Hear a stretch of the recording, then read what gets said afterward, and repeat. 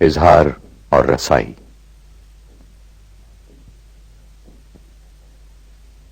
منہ قلم ساز گلے تازہ تھرکتے پاؤں۔ بات کہنے کے بہانے ہیں بہت، آدمی کس سے مگر بات کرے۔ بات جب ہی لائے تقریب ملاقات نہ ہو، اور رسائی کے ہمیشہ سے ہے کوتاہ کمند، بات کی غایت غایات نہ ہو۔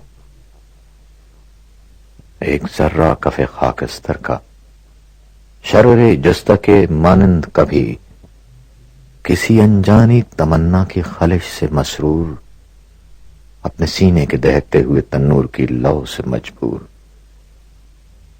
ایک ذرہ کے ہمیشہ سے ہے خود سے محجور، کبھی نرنگ صدا بن کے جھلک اٹھتا ہے آب و رنگ و خط و محراب کا پیوند کبھی، اور بنتا ہے معنی کا خدا بند کبھی، وہ خدا بند جو پابستہ آنات نہ ہو۔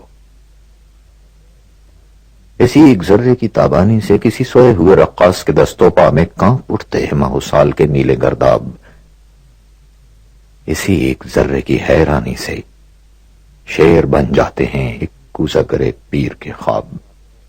اسی ایک ذرہ لافانی سے خشت بے مایا کو ملتا ہے دوام، بام و در کو وہ سحر جس کی کبھی رات نہ ہو۔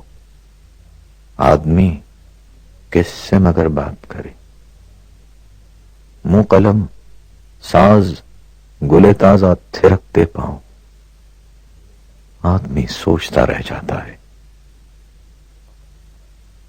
اس قدر بار کہاں، کس کے لیے، کیسے اٹھاؤں، اور پھر کس کے لیے بات کروں۔